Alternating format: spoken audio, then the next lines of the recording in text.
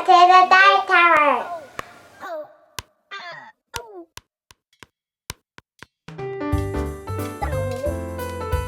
And now, it's time for another Dice Tower review with Tom Vasel.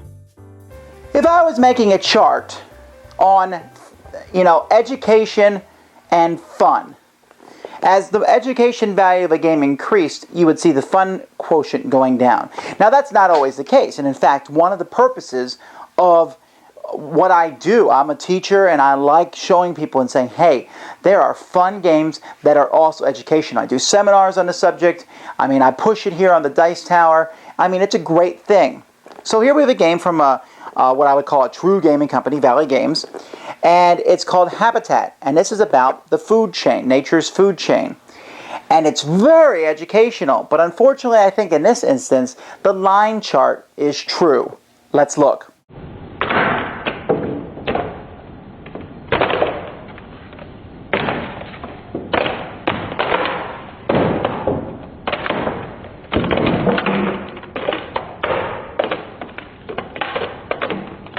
The goal of Habitat is to have all the numbers in front of you in your display.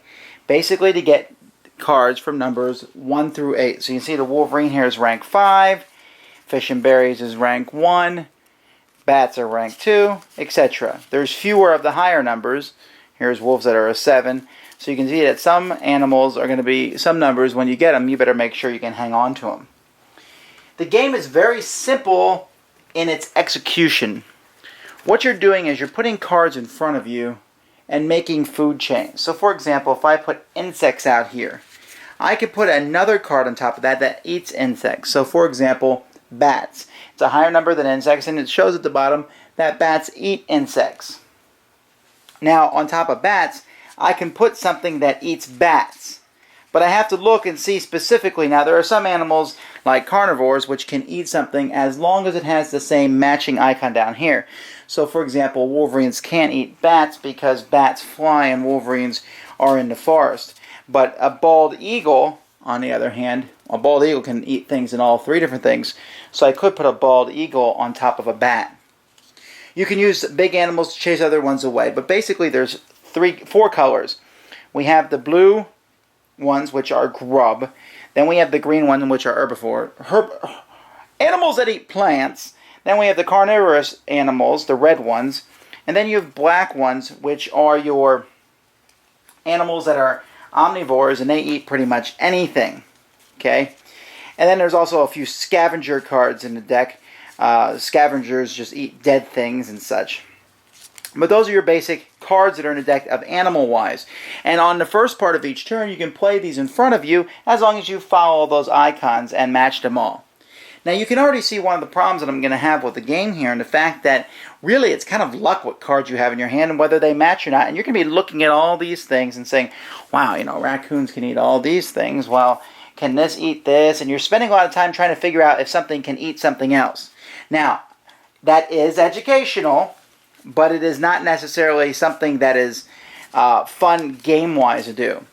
Players also then have an event card phase where they're able to play event cards. Like this one, force the other player to place one population from their highest rank into the starving display. You're going to have a draw upon a middle table, and sometimes animals will go into the starving display. If you get rid of the food that they are eating, that also will cause them to go into the starting display. And so players can rescue animals from the starving display, or they can just disappear forever. It's up to you. So really, there's not a whole lot more that I can talk about in this game. On your turn, you can play down cards. The first part of each turn, you can play down cards as long as you have the food to eat them. The only cards that can go out by themselves are basically the food itself, the bottom of the food chain, seeds and nuts. Then I need to find something that can eat that seeds and nuts, and something that can eat that, etc. You can then play event cards, which do a variety of things, and then you can, maybe, if possible, rescue animals from the starving display. As soon as somebody has the numbers 1 through 8 in front of them, multiple numbers are allowed, that person is the winner. I like the artwork. I like the theme. I like the idea of food chains. It's just really badly executed. There are so many little problems. One is that there's fewer of the higher numbers. So you're looking and looking to get those. The guy who gets the 8, he can play it. He can put it out. He can get it out first and maybe win the game really quickly. Getting the cards, it seems all complicated. Oh, okay, this one can eat this. And that's educational. Hey, kids, this can eat this. And cougars don't hunt bats. And so on and so forth. Then that's educational, but it's not fun. I'm just not seeing who this game is for. Because if you play this with younger kids, they're going to be all confused by all the different iconography and everything else in the game.